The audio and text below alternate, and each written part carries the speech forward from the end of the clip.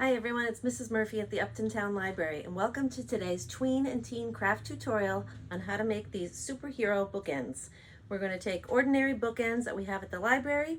You can find them anywhere at any kind of craft store or Walmart, and we're going to use black craft foam. We're going to use this superhero template that you can find on our event calendar for teen group on Tuesday, May 18th.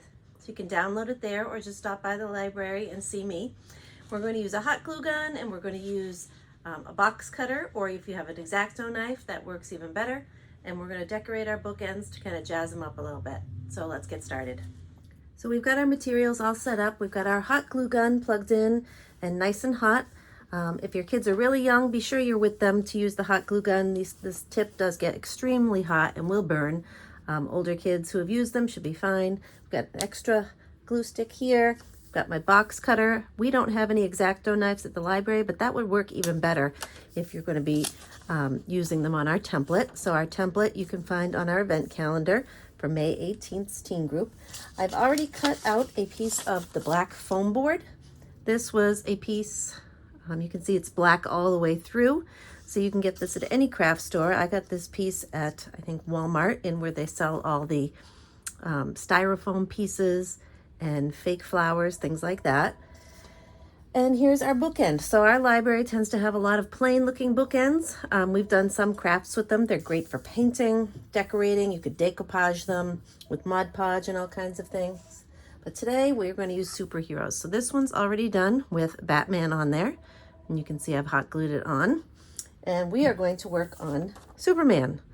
The other thing you can do is you can visit our Tweens and Teens playlist on our YouTube channel as well, and there's also another link on how to use real action figures to glue them onto bookends or other types of books. So first thing we're going to do is set up our template. So again, I've got it cut out a little bit. I'm going to trim it just a little more. Don't mind my lefty scissors here and pretending I'm using righty scissors. And make it even smaller, easier to cut on. So you could always tape that to your piece. I'm just going to freehand it. Now, when you're using a box cutter or an X-Acto knife, you want to be very, very careful. It is very sharp, and we're going to go nice and slowly. So we're going to start trimming, and I'm going to cut right through the paper. The other thing you could do is stencil this and trace it actually onto the board to make it easier, whatever's easier for you. So we're going to just go slowly through the board. I'll just show you what it's going to look like. Kind of a sawing motion.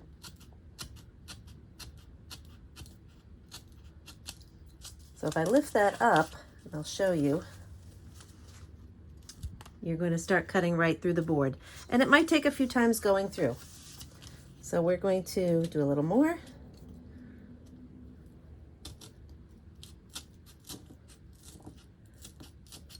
Slowly, being very, very careful.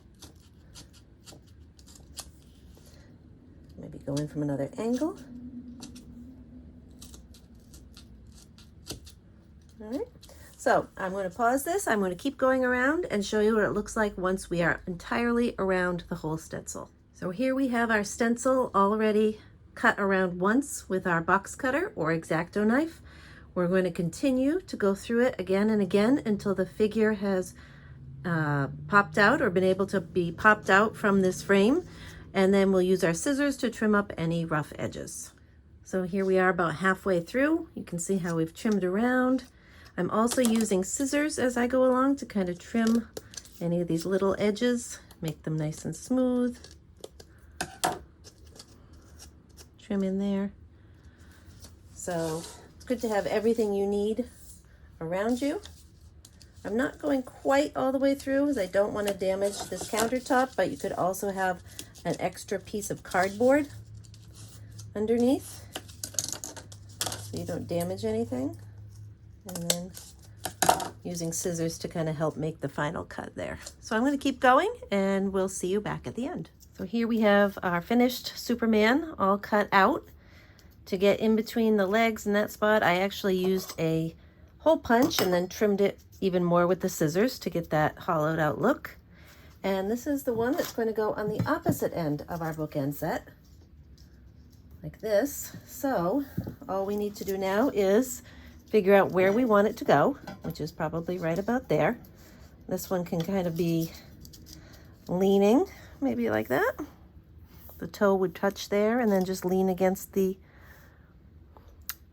bookend. So we're going to use our hot glue to kind of just put some here on our Superman hand, right where we want it. And that is our last step. So all we need to do is let that dry. We can add more glue if necessary. And I'll show you what it looks like once everything's dried. And here's our final product, our superhero bookends, complete with Marvel and DC graphic novels. Have fun, everyone. Good luck.